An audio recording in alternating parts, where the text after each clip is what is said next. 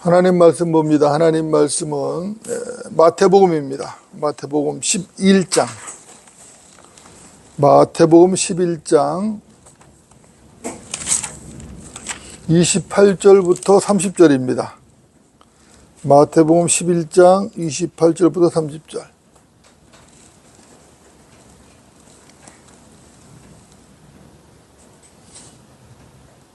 다 자신 줄 알고 제가 받들어 읽겠습니다. 수고하고 무거운 짐진 자들아, 다 내게로 오라. 그러면 내가 너희에게 쉼을 주리라. 나는 마음이 온유하고 겸손하니 내 멍에를 메고 나에게서 배우라. 그리하면 너희가 너희 혼에 쉼을 얻으리라. 이는 내 멍에는 쉽고 내 짐은 가볍기 때문이라고 하시더라. 아멘. 오늘 말씀의 제목은 수고하고 무거운 짐진 자들아, 수고하고 무거운 짐진 자들아, 이런 제목으로 하나님의 말씀을 전하겠습니다.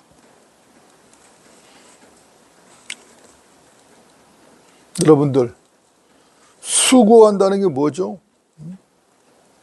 사람들이 인사를 할 때 보통 흔하게 쓰는 말이죠. 수고가 많으십니다. 수고하십시오. 그죠? 수고해요 등등. 이런 말들을 우리는 일상적으로 많이 쓰고 있죠.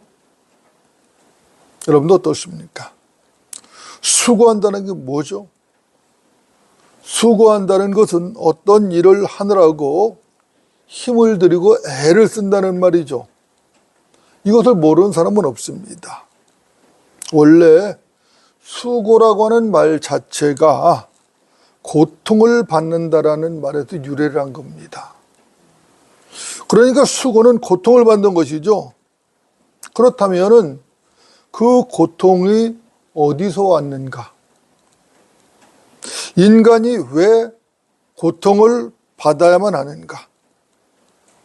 이 고통에서 벗어날 방법은 없는가? 이런 문제들을 우리는 생각하지 않을 수가 없는 것이죠. 먼저 창세기 3장을 보겠습니다. 창세기 3장. 창세기입니다. 3장. 구약성경 창세기 3장 16절부터 17절까지입니다. 16절, 17절 두 구절입니다.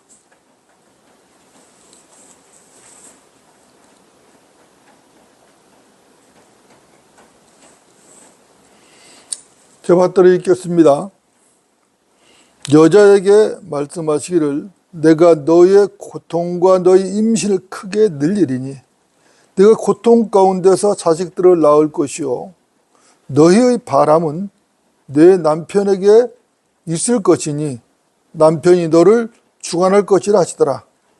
또 하나님께서 아담에게 말씀하시기를 네가 내 아내의 음성에 경청한 까닭에 내가 네게 명하여 말하기를 너는 그것을 먹지 말라고 한 그 나무의 열매를 먹었으니 너로 인하여 땅은 저주를 받고 너는 너희 전생애 동안 고통 중에서 그 소산을 먹으리라.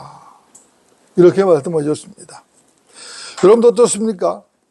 16절과 17절에 고통이라는 말이 나왔죠.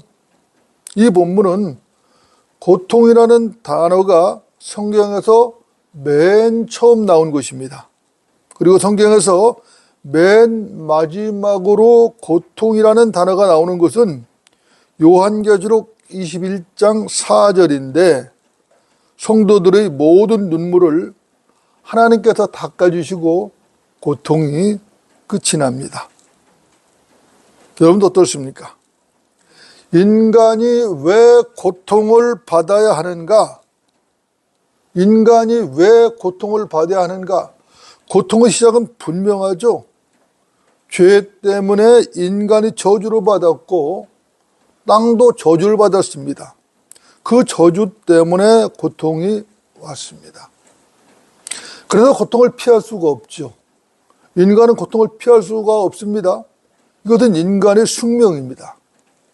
하나님 말씀을 거부하고 뱀의 말을 경청해서 범죄한 대가로 여자는 임신의 고통과 애를 낳는 해산의 고통을 피할 수 없게 되었습니다.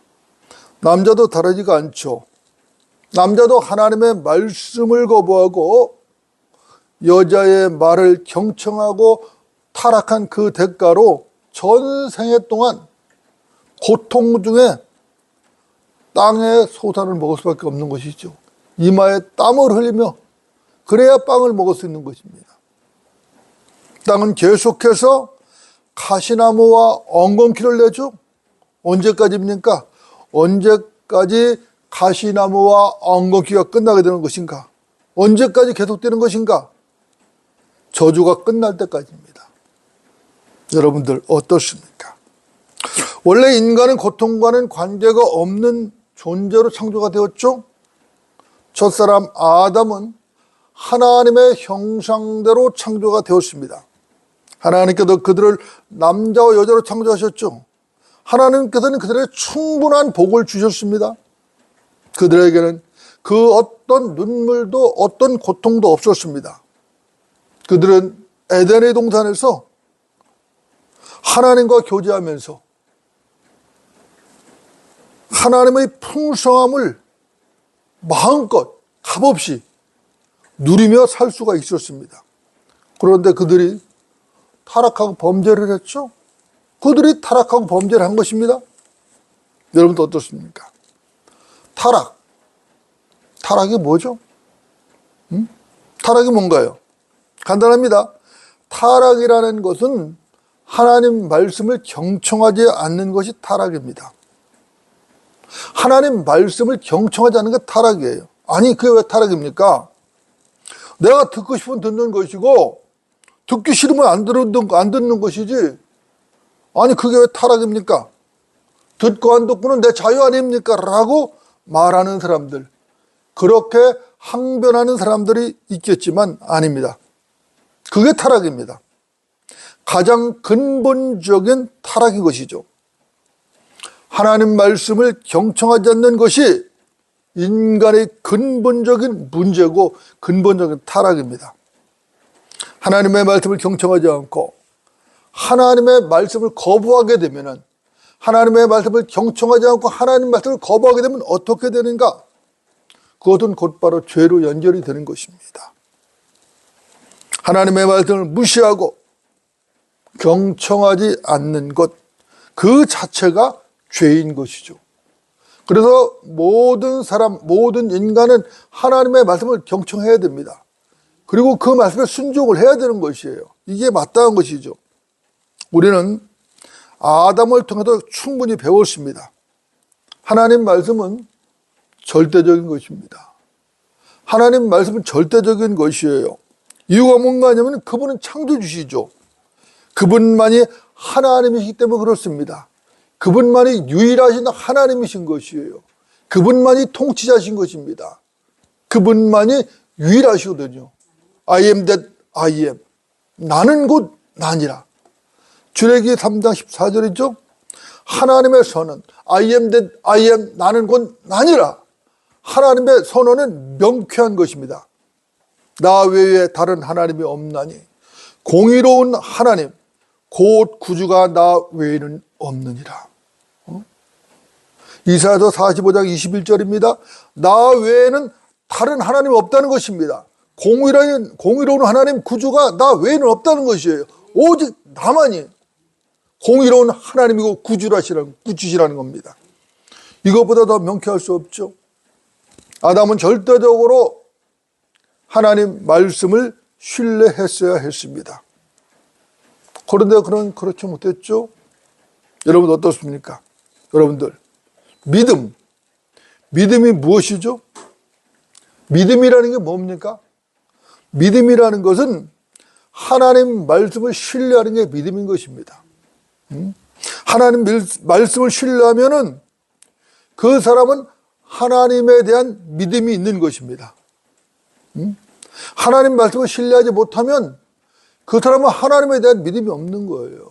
그러나 믿음이라는 것은 하나님의 말씀을 신뢰하느냐 아니냐에 따라서 달라지는 것입니다. 진리는 너무나 분명하죠. 태초에 말씀이 계셨고 그 말씀이 하나님과 함께 계셨으니 그 말씀은 하나님이셨느니라. 요한복음 1장 1절이죠. 태초에 말씀이 계셨다는 것입니다. 그 말씀이 하나님과 함께 계셨는데 그 말씀이 곧 하나님이었다는 거예요. 이론의 여지가 없습니다. 그러므로 믿음은 들음에서 나오며 들음은 하나님의 말씀에 의해서니라 라고 로마서 10장 17절은 말씀하고 있는 것입니다. 하나님의 말씀을 빼놓고 하나님의 말씀을 빼놓고는 그 누구도 믿음에 관해서 논할 자격이 없는 것입니다. 하나님의 말씀을 빼놓고는 그 누구라도 믿음에 대해서 이러쿵저러쿵 논할 수가 없는 것이에요. 하나님 말씀을 믿는 사람은 어떻게 살아가죠? 그 말씀으로 살아가는 것입니다. 하나님 말씀을 믿는 사람, 하나님 말씀을 신뢰하는 사람은 그 말씀대로 살아가는 것이에요. 반대로 세상의 말을 믿는 사람은 세상 말을 따라서 세상의 방식대로 살아가는 것이에요. 여러분들, 우리는 아담을 통해서 똑똑히 배웠죠? 이것은 우리들의 삶에서도 현실적으로 입증이 되는 것입니다. 이것을 누가 부인할 수 있겠습니까? 아무도 부인할 수 없죠? 멀리 볼 것도 없습니다. 내가 하나님의 말씀을 실행하고 산다면은 나는 그 말씀을 믿는 것이 분명한 것이에요. 만약 내가 하나님 말씀을 실행하지 않는다면은 나는 그 말씀을 믿지 않는 게 확실한 것이에요. 뭐 다른 거 없어요, 그죠? 내가 하나님 말씀을 실행하며 살면 그 말씀 믿는 것이라고. 그런데 내가 하나님 말씀을 실행하지 않는다, 그런 삶 살지 않는다, 내가 하나님 말씀 안 믿는 거예요. 그것은 별소리를 다 해도. 그죠? 믿음은 말로만 되는 게 아닌 것입니다.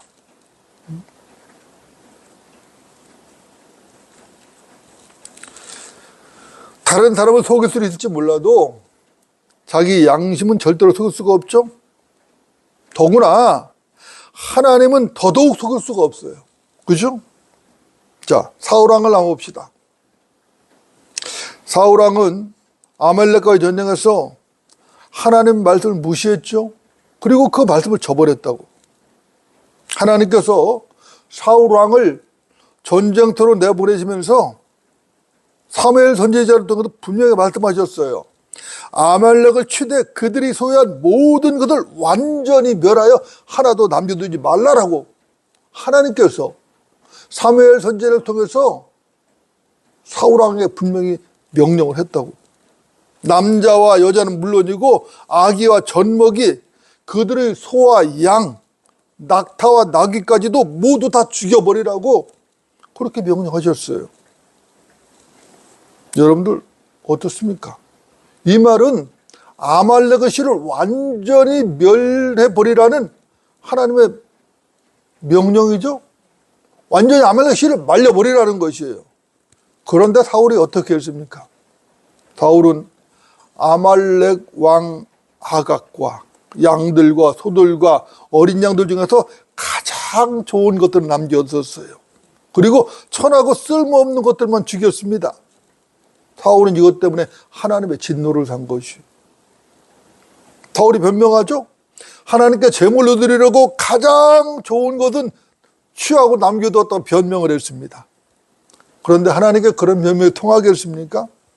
통할 리가 없죠. 그렇죠? 그것은 하나님을 너무 쉽게 본 것이죠. 하나님은 전지전능하시다고. 하나님은 사람의 마음과 생각의 의도를 감찰하시는 분이시라고. 그렇죠? 그러니까 그런 변명이 하나님 앞에 통할 리가 없다고. 그렇죠? 그분은 전지전능하십니다. 결국 사울왕은 어떻게 되었죠? 왕의 보좌를 박탈당했습니다. 박탈당했습니다. 우리는 이 말씀을 기억을 해야 됩니다. 보소서, 복종하는 것이 희생제물보다 낫고 경청하는 것이 수양의 기름보다 낫나이다.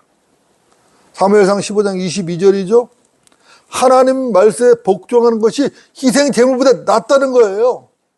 하나님 말씀을 경청하는 것이 수양의 기름보다 낫다는 것이에요. 하나님께서 우리에게 원하시는 것, 하나님께서 우리에게 진정으로 원하시는 것은 그분의 말씀을 경청하고 그분의 말씀에 복종하는 것인 것입니다. 그걸 원하시는 것이에요. 하나님께서 아말렉을 완전히 멸하라고 하셨다면 거기에는 이유가 있어요. 그만한 이유가 있는 것이라고. 그만한 이유가 있는 것입니다. 그렇죠? 하나님께서는 이유 없이, 괜히 쓸데없이 말씀하시는 분이 아니란 말입니다. 사울은 하나님의 은혜로 이스라엘의 왕이 되었죠. 하나님의 은혜로 이스라엘의 초대 왕이 되었습니다. 하지만 결국 됐어요. 그는 아담의 실패를 답습했습니다. 그도 실패하고 말았던 것이죠. 아담의 실패와 사울의 실패 똑같아요. 결국 하나님 말씀을 순종하지 않은 것이에요. 하나님 말씀을 떠난 것이라고. 하나님 말씀을 무시한 것이 그가 실패한 근본 원인인 것입니다. 그렇죠? 여러분도 어떻습니까? 우리는 성경대로 믿는 그리스도인이죠? 우리는 바이블 빌버입니다. 우리 모두 성경대로 믿는 그리스도인이 분명하죠? 그렇다면 우리는 하나님 말씀을 100% 신뢰하고 있는 것인가? 하나님께서 성경을 기록하실 때 하나님의 경륜에 따라 기록하셨죠? 그 경륜대로 믿고 있느냐 이 말입니다. 여러분도 어떻습니까? 여러분들은 기록된 말씀을 100% 하나님 말씀으로 믿고 계십니까?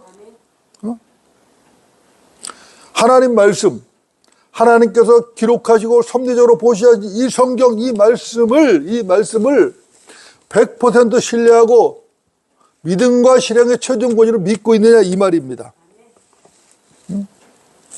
여러분들 아멘이라고 하셨습니다. 그렇다면은 이 말씀을 실행하는 삶은 어떻습니까? 실제적으로 하나님 말씀을 믿는 대로 실행하고 살고 계시는 것입니까? 이것은 여러분들에게만 묻는 게 아니죠. 똑같은 기준으로 저에게도 지금 묻고 있는 것입니다. 여러분들, 우리는 답해야 합니다.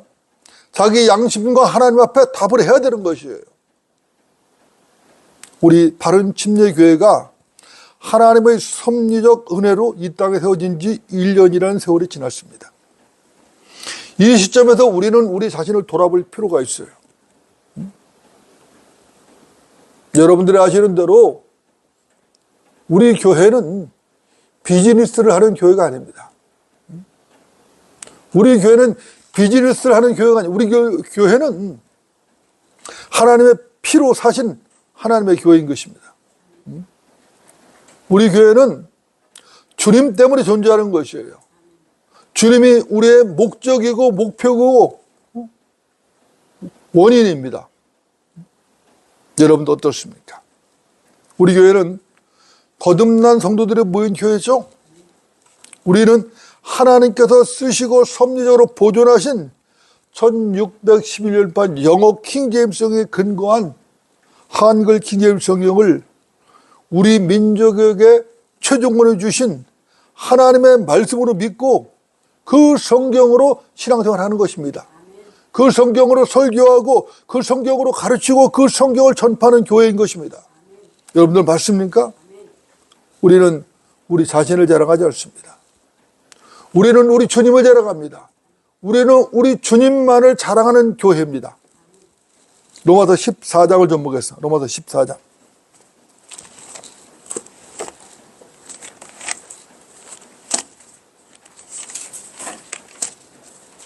로마서 14장입니다. 14장 7절부터 9절입니다. 7, 8, 9절.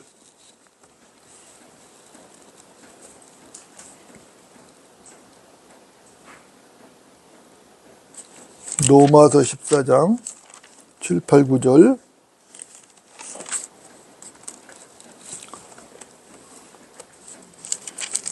제가 받들어 읽겠습니다. 이는 우리 중에는 아무도 자신을 위해 사는 사람이 없고 자신을 위해 죽는 사람도 없기 때문이라. 우리가 살아도 주를 위하여 살고 죽어도 주를 위하여 죽나니 그러므로 우리가 살든지 죽든지 우리는 주의 것이라. 이 일을 위하여 그리스도께서 죽으시고 일어나사 다시 사셨으니 이는 죽은 자들과 산 자들의 주가 되려 하심이라. 여러분 믿으십니까? 여러분도 어떻습니까? 주 예수 그리스도 십자가에서 죽으시고 다시 살아나신 그분이 우리 구주 맞습니까? 우리 주님 맞습니까? 그분은 죽은 자들과 산 자들의 주가 되시기 위해서 십자가에서 죽으시고 다시 살아나셨습니다. 그분이 저와 여러분의 주님이시죠? 여러분들 맞습니까? 여러분들. 그런데 세상 교육은 뭐라고 가르치죠? 우리 아이들이 학교에 가서 세상 교육을 받는데 세상 교육은 뭐라고 가르치고 있냐 이 말입니다. 세상 교육 이렇게 가르치죠? 당신은 주인은 당신 자신이다. 당신 자신을 위해서 살아라. 다른 사람의 시선을 의식하지 마라. 당신이 원하는 당신 자신의 삶을 살아라. 이렇게 가르치는 것입니다. 이것이 사람들이 숭배하는 현대 세상 교육인 것입니다. 남이 뭐라고 하든 말든 신경 쓰지 말라는 것이죠. 내 멋대로 너 좋을 대로 살라는 것입니다. 세상은 이것을 개성이라고 말하는 것이에요. 세상은 이것을 개성이라고 말하면서 활호를 하는 겁니다. 심지어는 기독교인이라고 하는 자들조차도 이 말에 혹하고 빠져드는 것입니다. 이런 자들이 성경을 짓밟는 자들이죠. 성경을 짓밟는 자들이 인간의 권리를 주장하고 종교의 자유를 주장하고 성적 자유를 주장하며 운운하는 것입니다. 밥전도 시니어 목사님, 밥전도 대학을 세우신 밥전도 시니어 목사님이 이런 말씀을 하셨습니다. 구원 없는 교육은 저주다. 구원 없는 교육은 저주라고 말씀하신 것이에요. 정확하죠? 정확한 표현입니다. 하나님이 없는 인간은 사실 존재 가치가 없습니다. 하나님이 없는 인간은 존재 가치가 없어요. 자기 멋대로 산다면 그것이 짐승이지 사람입니까? 자기 멋대로, 자기 본능대로, 자기 살고 싶은 대로, 자기 하고 싶은 대로, 자기 욕구대로만 산다면 그게 어디 짐승이지 사람입니까? 사람은 겸손하고 스스로 절제하며 바르게 살아야 되는 것입니다. 그 바르게 산다는 기준은 하나님 말씀인 것이에요. 누군가 나를 주목해서 보는 사람이 있다. 그렇죠? 나는 유명한 인사가 아니기 때문에 괜찮다. 나는 공인이 아니기 때문에 괜찮다. 이렇게 말하면 안 되는 것입니다. 하나님께서 모든 것을 다 보고 계시기 때문입니다.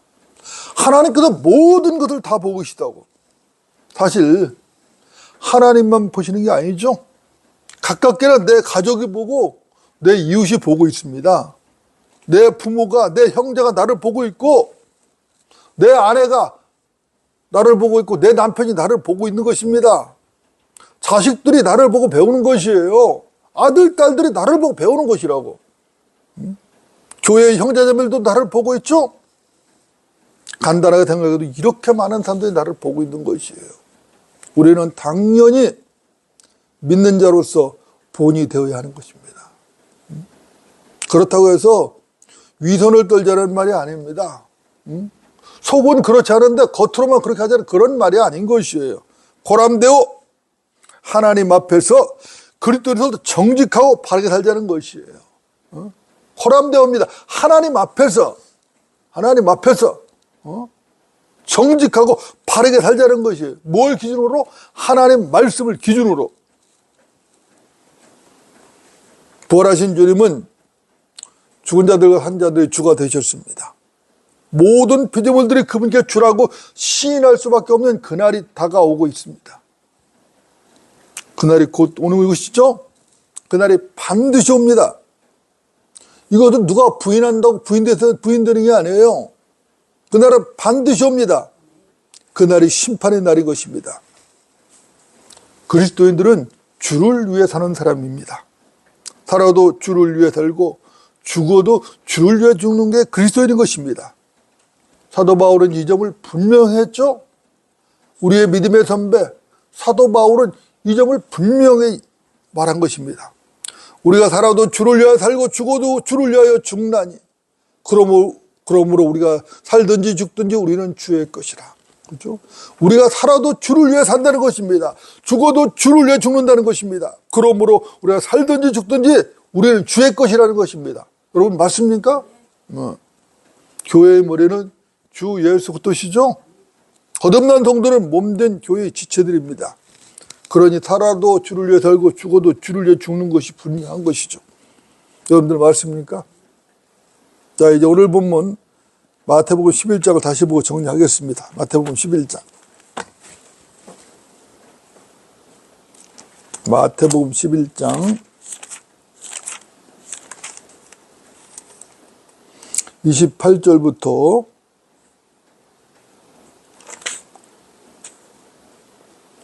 30절입니다.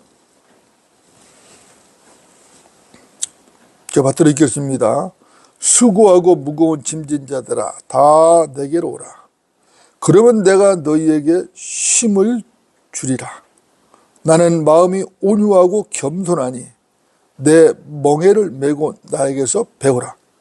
그리하면 너희가 너희 혼의 쉼을 얻으리라. 이는 내 멍에는 쉽고 내 짐은 가볍기 때문이라고 하시더라. 아멘이죠. 그죠? 여러분도 어떻습니까? 누가 수고하고 무거운 짐진 자들이죠? 누가 수고하고 무거운 짐진 자들입니까? 하나님을 떠난 자들이죠? 수고는 고통입니다. 여러분들 무엇이 무겁고 무엇이 고통이죠? 뭐니 해도 가장 무겁고 고통스러운 것은 죄입니다. 죄. 그죠? 인간은 죄라는 짐을 지었으니 무겁고 고통스러울 수밖에 없는 것입니다. 모든 인간은 죄라는 짐을 지었어요. 그런데 무거운 것이에요. 고통스러운 것이에요. 주님께서는 이런 자들을 지금 초청하고 계신 것입니다. 내가 쉼을 주겠다고 초청하시는 거예요. 이런 초청을 선포한 종교 지도자는 인류 역사상 그 누구도 없었습니다. 오직 우리 주 예수 그리스도만이 그렇게 하신 것이에요. 내가 쉼을 주겠노라. 내가 너에게 쉼을 주겠노라. 마호메트, 석가, 달라이라마, 교황, 구루 등등 그 누구도 이런 초청을 한 자가 없는 것입니다. 초청을 할 수도 없어요. 이런 초청은 아무나 할 수 있는 게 아니죠. 이런 초청을 하신 주 예수 그리스도, 그분만이 십자가에서 죽으시고 장사되셨다가 부활하신 구세주시고 창조주시고 영원한 생명이신 하나님이신 것입니다. 그분만이 이런 초청을 하실 수 있는 거예요. 하나님 외에는 그런 초청을 할 수 있는 자가 없어요. 그분만이 죄인들을 해방시킬 수 있는 것입니다. 그분만이 죄인들을 죄에서 해방시키고 죽음에서 영원히 해방시킬 수 있는 것입니다. 주님은 겸손하게 십자가를 지셨죠? 십자가는 죽음을 이기는 현장인 것입니다. 여러분들 어떻습니까? 여러분은 그 십자가를 바라보고 계십니까?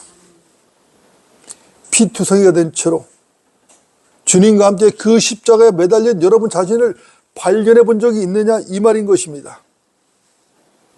피투성이가 되어서 주님과 함께 갈보리 십자가에 매달린 자신을 발견해 본 적이 있느냐 이 말인 것이에요. 십자가에 뱀으로 달린 주님의 모습에서 여러분 자신을 발견하고 바라보느냐 이 말인 것입니다. 여러분들 이것은 매우 중요하죠. 구원이라는 것은 우리가 받은 구원이라는 것은 추상적인 것이 아닌 것입니다. 구원은 구체적이고 실제적인 것이에요. 사실입니다. 자기 자신을 십자가에 못 박은 경험이 없다라면 그 사람은 참된 구원과는 거리가 멀은 것이. 주님께서는 지금도 초청하고 계시죠? 내 멍에를 메고 나에게서 배우라. 내 멍에를 메고 나에게서 배우라. 주님께로부터 무엇을 배워야 하는 것입니까? 주님께서는 나에게 배우라고 말씀하시는데 주님께 도대체 무엇을 배워야 하는 것입니까? 우리는 주께서 주시는 참된 쉼을 배워야 합니다. 주와 함께 죽은 그 죽음이 없다면 참된 쉼도 생명도 없는 것입니다. 누구든지 나를 따라오려거든 자기를 부인하고 자기 십자가를 지고 나를 따르라. 마태복음 16장 24절이죠. 누구든지 나를 따라오려거든 자기를 부인하고 자기 십자가를 지고 나를 따르라. 여러분들 어떻습니까? 주께서 십자가를 지고 승리하셨죠? 우리 주님께서 십자가를 지고 승리하셨습니다. 그렇다면 그분과 하나 된 우리도 승리한 것입니다. 무거운 멍에를 주께서 이미 승리하셨습니다. 주님의 멍에는 쉽고 그 짐은 가볍다고 말씀하셨습니다. 주님께서 모든 것을 완벽하게 끝내신 것입니다. 어디에서? 갈보리 십자가에서. 그런데 성도가 왜 쉼을 얻지 못하는가? 그런데 왜 성도가 쉼을 얻지 못하는가? 주님과 함께 멍에를 메고 쉼을 배워야 하는데 멍에를 메지 않고 자기 힘으로 애쓰기 때문에 쉼을 얻지 못하는 것입니다. 멍에를 매지 않는 것이에요.